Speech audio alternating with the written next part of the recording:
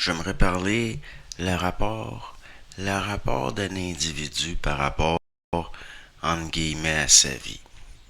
Le rapport, pourquoi? Parce que la vie, c'est un rapport de force.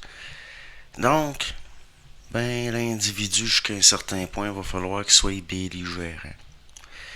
Parce que c'est un lieu de rencontre, la vie. Puis un rapport de force.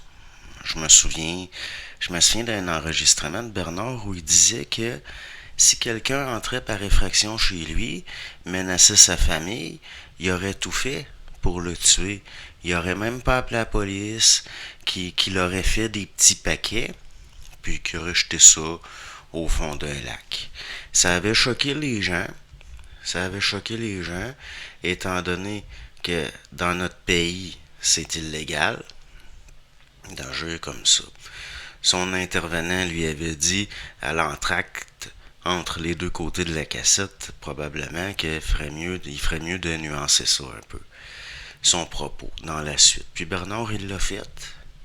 Le problème, c'est que au Québec, comme ailleurs, comme en France, comme en Europe, c'est pas comme aux États-Unis où il y a des lois. Des lois liées à ce qu'on appelle la doctrine du château. Or, je suis d'accord avec Bernard. Ça fait partie des devoirs d'un père, entre autres, de faire tout son possible pour protéger sa famille. D'ailleurs, à mes yeux, c'est un droit fondamental d'être armé chez soi. Il paraît qu'en France, il est interdit pour un particulier d'avoir même un katana chez lui. Si c'est vrai, à mes yeux, c'est un non-sens, surtout dans un pays qui sent sauvage à ce que disent les médias, et où les invasions de domicile sont de plus en plus présentes, où la précarité rend certaines personnes de plus en plus désespérées. À mes yeux, un homme est responsable de la vie qui lui a été prêtée, parfois même jusqu'à un certain point de celle des autres. Pas l'État, l'individu. Nous vivons à une époque où l'État cherche à déresponsabiliser l'individu, où on l'enferme dans une fausse identité de victime souvent. C'est pas de sa faute. Si l'Autochtone boit, c'est à cause des méchantes institutions. C'est pas de la faute des compagnies, c'est pas de la faute du fumeur s'il fume, c'est la faute des compagnies de tabac, etc., etc., etc.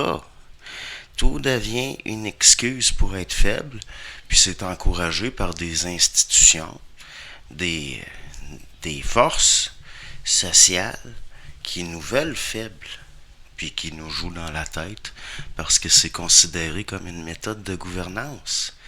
C'est rendu que de dire même à un homme adulte qu'il est responsable de sa vie, c'est devenu une micro-agression.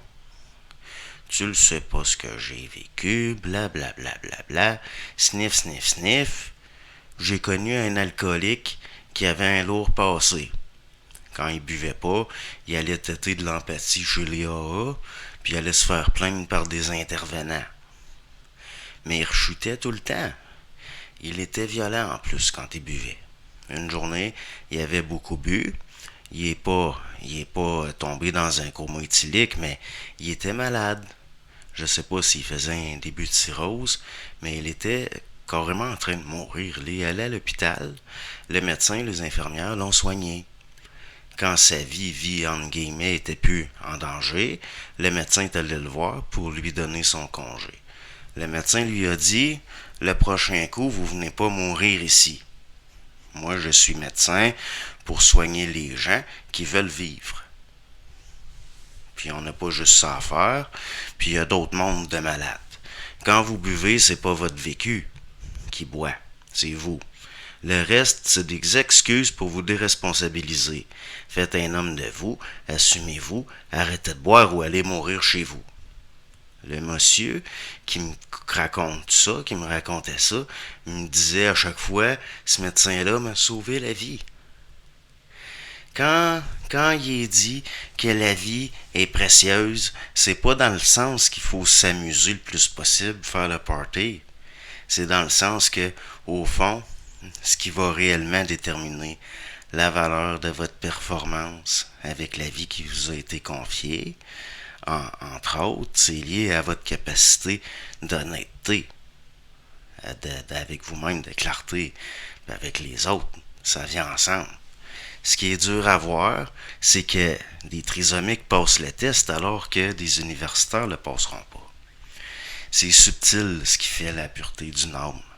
C'est le type d'impact à long terme qui détermine ça. Le médecin qui donne une claque psychologique comme ça prend de l'amour, ça prend de la transparence. Ça peut fonctionner là où tout le reste est une illusion. Quand je dis qu'il faut être belliqueux, il y en a qui n'aiment pas ça. C'est parce qu'il polarise la forme. Quand il y a une bataille, ça veut dire qu'il y a des forces belligérantes en rapport. La vie, c'est un rapport de force. Habituellement, il y a des forces d'agression, puis il y a des forces de défense. En tout cas, à première vue. Comme la vie, c'est un rapport de force, il faut se défendre. Il faut se battre. C'est un mouvement de vie. C'est la manifestation de force de vie que de se défendre.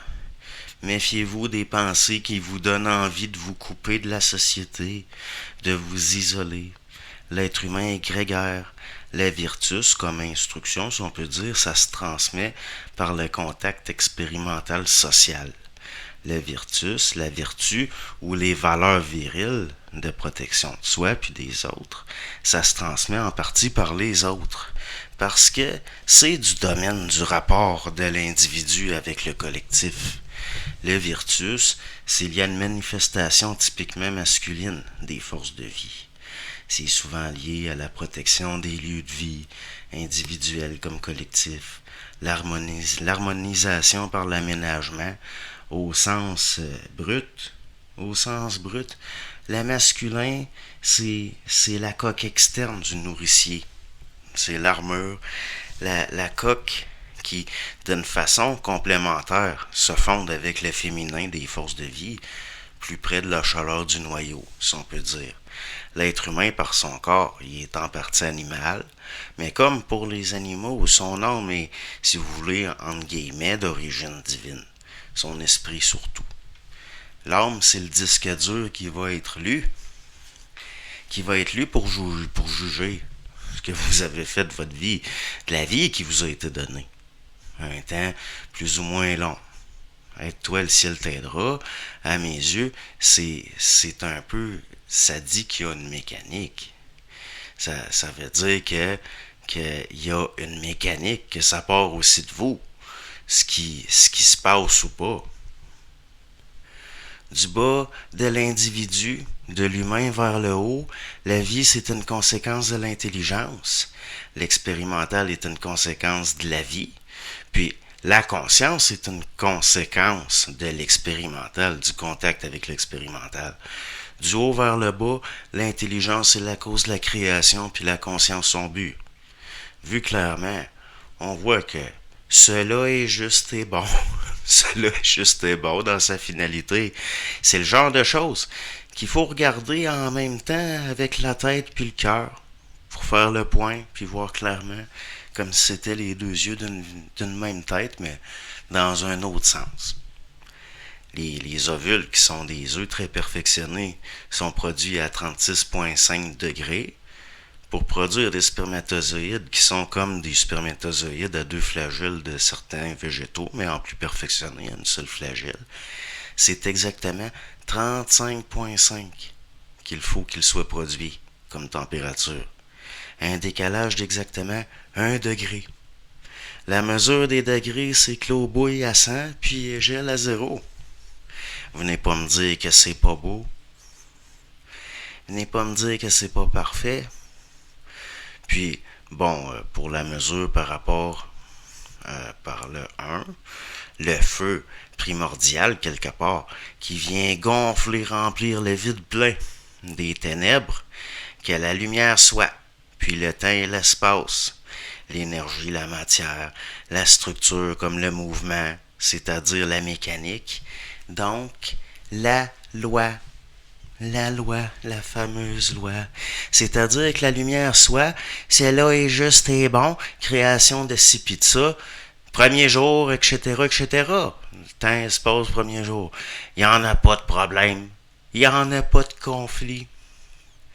Le maître, regardez le maître. Le maître est établi à partir d'un rapport avec des calculs liés aux mensurations supposées de la Terre.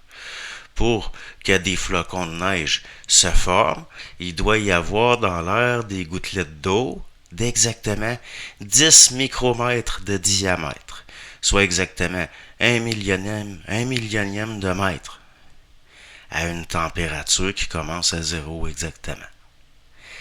Quand ça devrait, la création, ça devrait être synonyme de cohérence, au sens où il y a des lois comme des principes, l'harmonie, le mouvement dans l'harmonie, c'est la vie. Et il y a des scientifiques qui expliquent comment notre environnemental planétaire est parfaitement configuré pour l'apparition de la vie. Et que c'est donc extraordinaire, vu l'immensité de l'univers. Il ne leur vient pas à l'idée qu'une intelligence qui précède l'homme, soit la cause de la vie, de ce monde, de sa, entre guillemets, vie, à lui aussi. Alors qu'à mes yeux, l'idée que toute la vie sur Terre soit due au hasard, c'est parfaitement ridicule. Parfaitement ridicule. Les crises existentielles, c'est lié au fait que des humains se pensent des orphelins de l'univers, perdus dans le vide, à la merci de forces cosmiques, alors que je pense qu'il est, il est accompagné et surveillé de près, depuis toujours et depuis longtemps. Sinon, il aurait disparu depuis longtemps. Donc, on s'en fait pas. Juste à observer, juste à regarder, juste à voir. Puis, toutes les craintes, toutes les angoisses finissent par disparaître parce qu'on finit par la voir, la manipulation. Dans le sens que, vous sortez dehors, la nuit, vous voyez le ciel étoilé, étalé, c'est pas censé être le poids d'un existentialisme de l'enfer qui vous pèse sur la nuque, tout ça. Oui, c'est assourdissant. Parfaitement d'accord. Mais il faut s'habituer au bruit.